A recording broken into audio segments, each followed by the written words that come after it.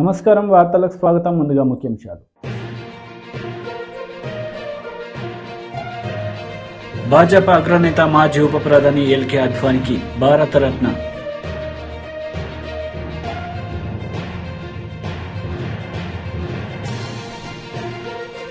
Undavalli press meet, పలు అంశాలపై వివరణ.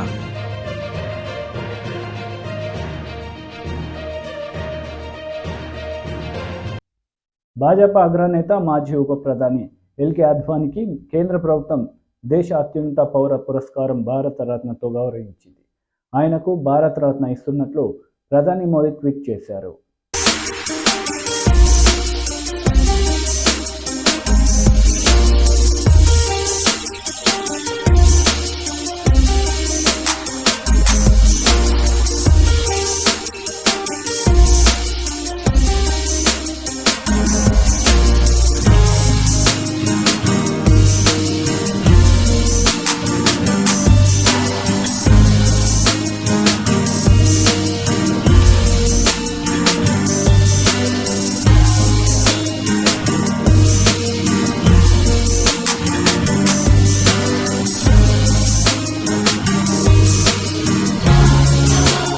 కృష్ణా గోదావరి ప్రాంత పార్టీ కార్యకర్తలతో ఏపీ సీఎం జగన్ బహిరంగ సభ నిర్వహించారు. ఈ సందర్భంగా పలు అంశాలపై ఆయన మాట్లాడారు. జగనన్న ఉంటేనే సాధ్యము అని చెప్పి ప్రతి ఇంటికి వెళ్ళి చెప్పాలి.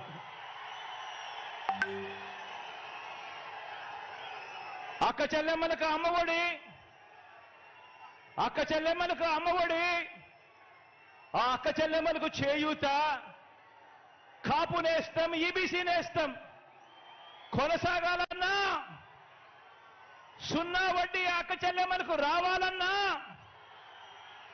ఆసరాను తూచా తప్పకుండా చెల్లించిన మీ అన్న ప్రభుత్వమే ఇవన్నీ చేయగలదు అని ప్రతి అక్క చెల్లెమ్మకు కూడా ప్రతి ఇంటికి వెళ్ళి చెప్పండి. వారే ఆ అక్క చెల్లెమ్మలే మన స్టార్ క్యాంపెయినర్లుగా బయటికి రావాలి అని చెప్పండి. వచ్చి ఆ ప్రతి అక్క చెల్లెమ్మ కూడా కనీసం 100 మందికైనా కూడా చెప్పి ఓటు వేయించాలి, మళ్ళీ జగనన్న ప్రభుత్వమే రావాలి అని చెప్పి ప్రతి అక్క చెల్లెమ్మకు చెప్పండి.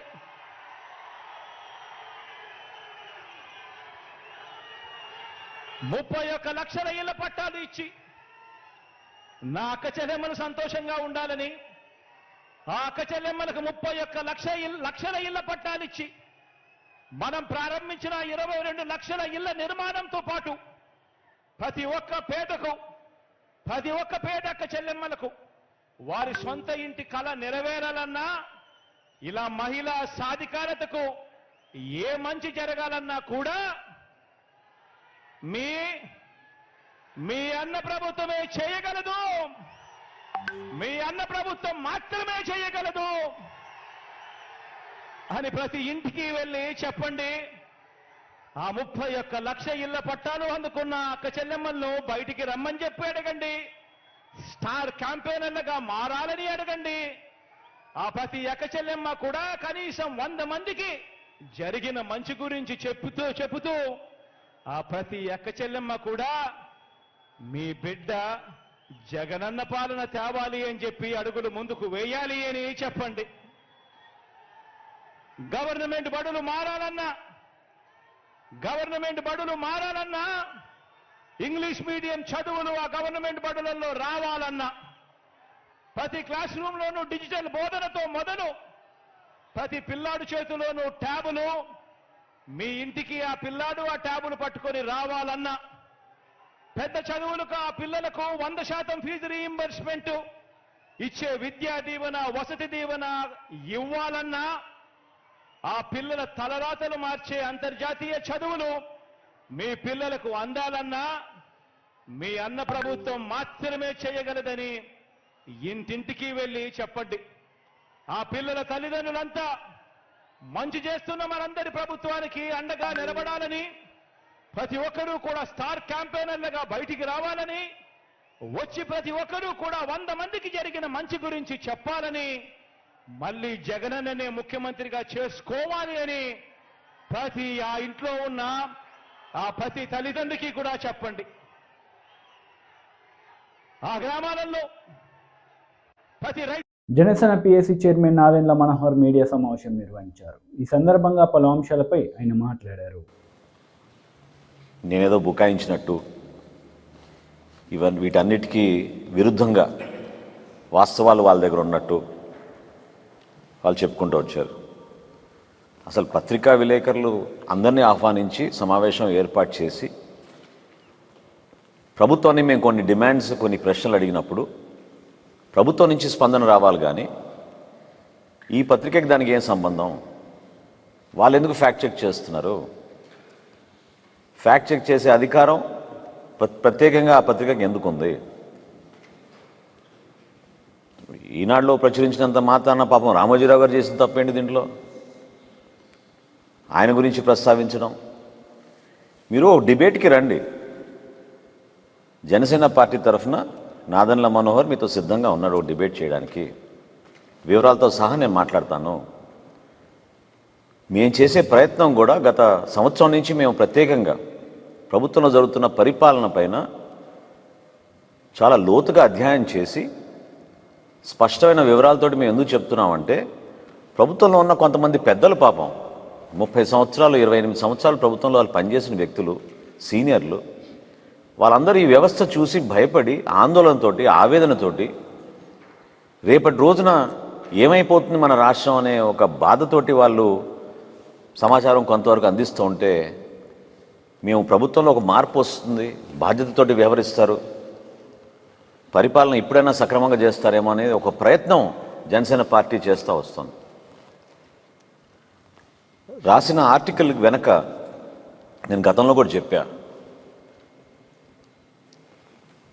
పౌరులు మన రాష్ట్రంలో ఆవేదనతోటి ఒక పబ్లిక్ ఇంట్రెస్ట్ లిటిగేషన్ వేసినప్పుడు గౌరవ హైకోర్టు బెంచ్ అంటే చీఫ్ జస్టిస్ పీకే మిశ్రా గారు, అదేవిధంగా ఆనరబుల్ హైకోర్టు జడ్జి సోమయాజులు గారు వాళ్ళు చేసిన అబ్జర్వేషన్స్ ఆ రోజు ఏంటంటే, ఇది ఒక కొత్త సర్వీస్ మీరు క్రియేట్ చేస్తున్నారా, కొత్త క్యాడర్ మీరు క్రియేట్ చేస్తున్నారా, దేనికి ఈ సలహాదారులు, ఇంతమంది సలహాదారులు మీరు ఎందుకు అపాయింట్ చేస్తున్నారు, ఎక్స్ట్రా కాన్స్టిట్యూషనల్ అథారిటీగా మీరు వీళ్ళని తీసుకొస్తుంటే ఇది చాలా ప్రమాదకరమైన ప్రెసిడెంటు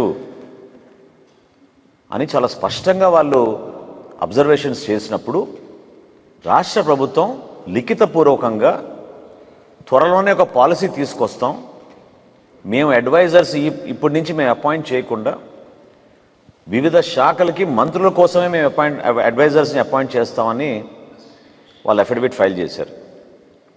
కానీ వీళ్ళు ఎక్కడ దాన్ని పాటించారు చెప్పండి? గత నెలలోనే మీరు చూశారు, కొత్తగా మరి ఇంకొక అడ్వైజర్ని అపాయింట్ చేశారు.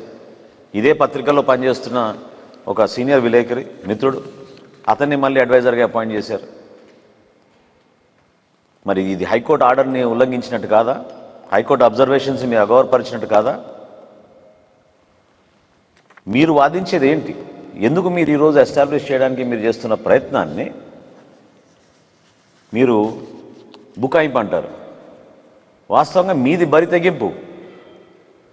మీరు బరి తెగించి ఇష్టానుసారంగా మీరు చేసుకుంటూ పోతుంటే ఎంతోమంది ఆవేదనతో ఎందుకు వదులుతారు? సమాచారం బయటకు వస్తుంది. అసలు ఇన్ని రోజుల నుంచి చీకటి జియోలు తీసుకొచ్చి వీటిని కాన్ఫిడెన్షియల్ అని చెప్పి మీరు బయట పెట్టకుండా, ఎవరికి తెలియకుండా మీరు దాచిపెడితే రాకుండా ఎట్లా ఉంటాయి ఏదో ఒక రోజున? ఈరోజు 2 ఉదాహరణలు ఇస్తాను నేను, ఎందుకంటే ఇది అధికారికంగా ప్రభుత్వం నుంచి ఎటువంటి సమాచారం రాలేదు కాబట్టి నేను అధికారికంగా 2 విషయాలు మీకు ప్రస్తావించి ఈ రాష్ట్ర ప్రజలకి ఒక నమ్మకం కల్పించడానికి కోసం ఒక ప్రయత్నం. ఎందుకంటే మొన్న మేము పెట్టిన సమావేశంలో చెప్పిన అంశాల గురించి ప్రస్తావిస్తున్నారు కాబట్టి నేను చెప్పాలి. మొట్టమొదటిది, అసలు ఈ లెక్కల్లో ఎంత డొల్లతనం ఉందో వాళ్ళు చెప్పిన దాంట్లో దయచేసి మీరందరూ గమనించాలి. సాక్షి పత్రికలో ఈరోజు రాసిన ఫ్యాక్ట్ చెక్ వాళ్ళు ఏమన్నారంటే, ఈ సంవత్సరం బడ్జెట్లో 29 కోట్ల రూపాయలు 61 లక్షల రూపాయలు కేటాయించాం ఈ అడ్వైజర్స్ అని చెప్తున్నారు. అదే వైఎస్ఆర్సీపీ అధికారికంగా ఇష్యూ చేసిన ట్విట్టర్లో వాళ్ళు పెట్టిన పోస్ట్లో పాలి సంసద్ ఖేల్ మహాకుంభ్ కోసం ప్రధాని మోదీ ప్రసంగించారు. ఈ సందర్భంగా గ్రామాల్లో, పాఠశాలలో, యూనివర్సిటీలో ఆడి ఇంటర్నేషనల్ ఆటగాళ్లుగా ఎదిగిన వాళ్లను ప్రశంసించారు. सभी खिलाड़ियों को बहुत बहुत बधाई। खेलों में हार तो कभी होती ही नहीं है। खेल में या तो आप जीतते हैं या तो खेल में आप सीखते हैं। इसलिए मैं सभी खिलाड़ियों के साथ ही उनके जो कोच वहां उपस्थित हैं, जो परिवारजन वहां मौजूद है, उन सभी को भी अपनी शुभकामनाएं देता हूं। साथियों, सांसद खेल महाकुंभ, उसमें जो उत्साह दिख रहा है, ये जो आत्मविश्वास नजर आ रहा है,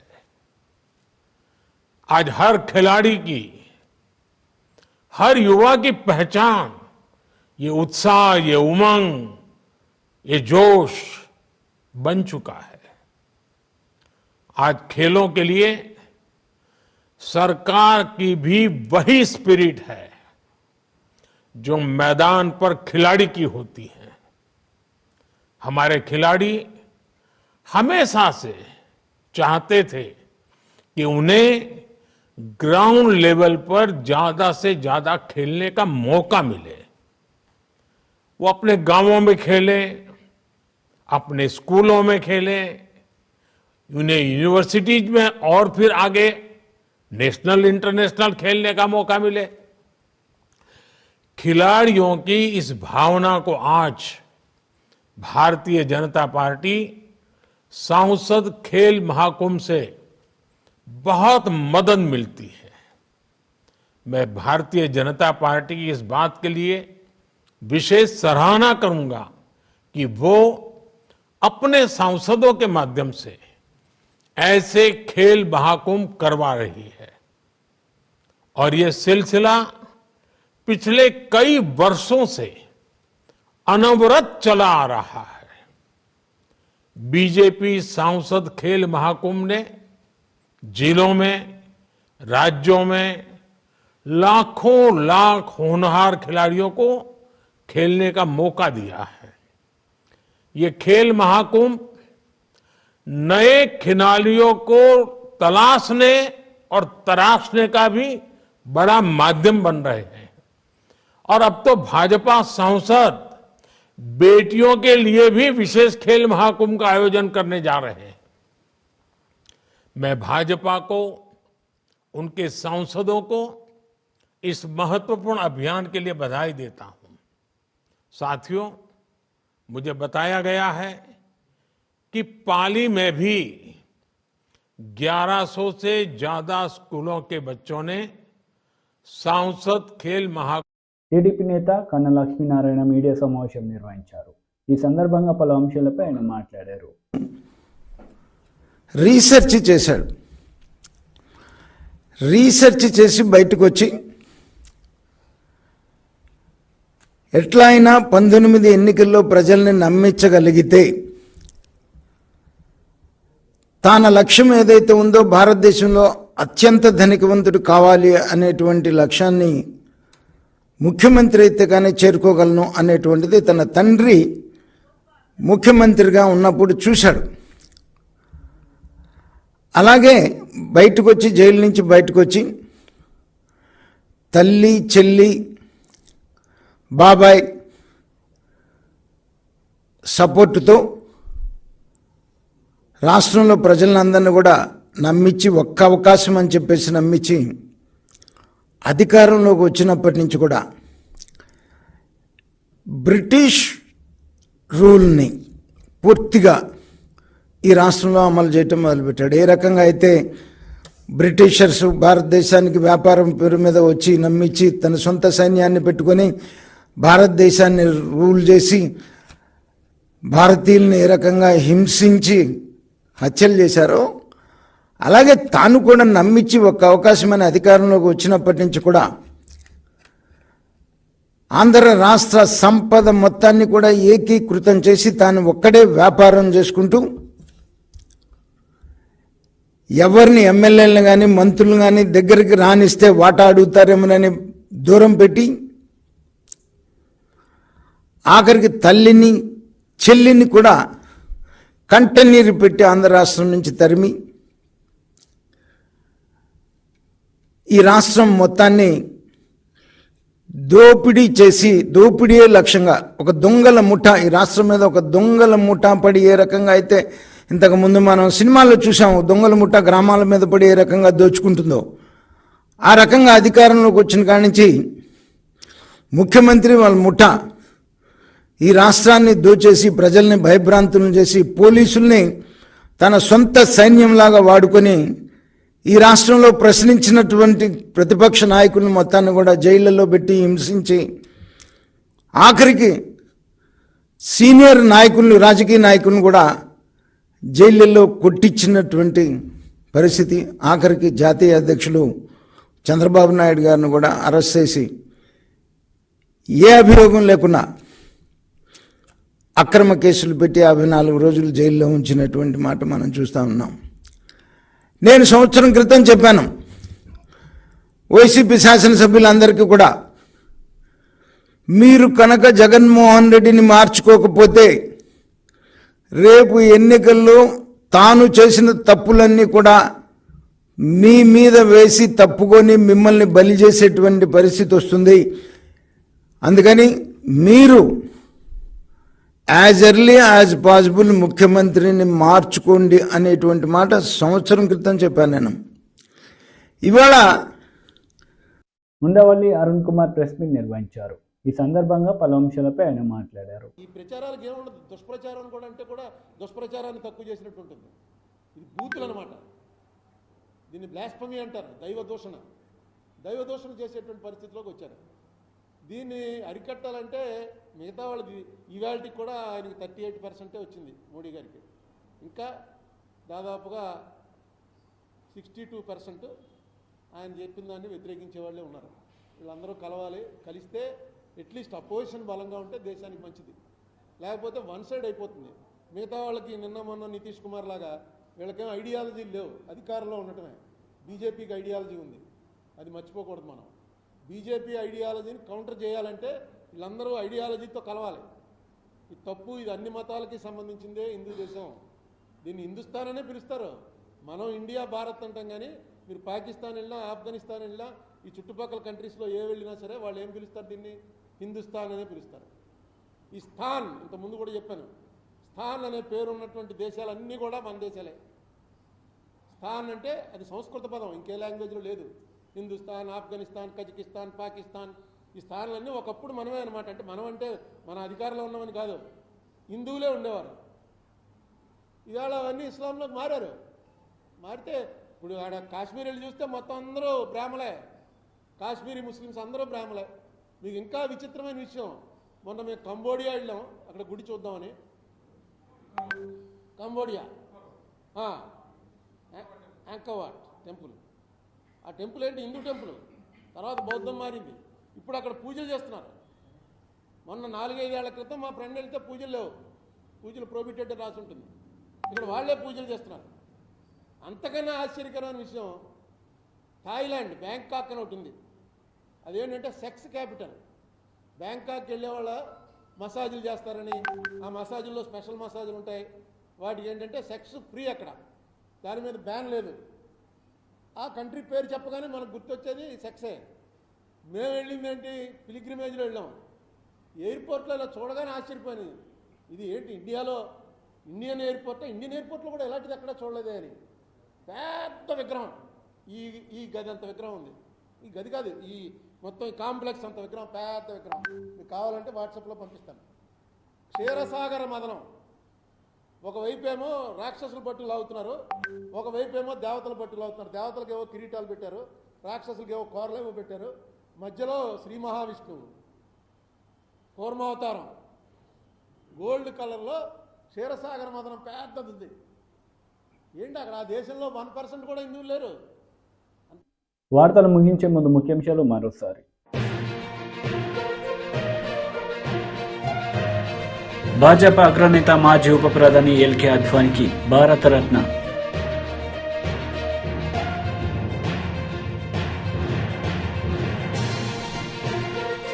ఉండవల్లి ప్రెస్ మీట్ పలు అంశాలపై వివరణ.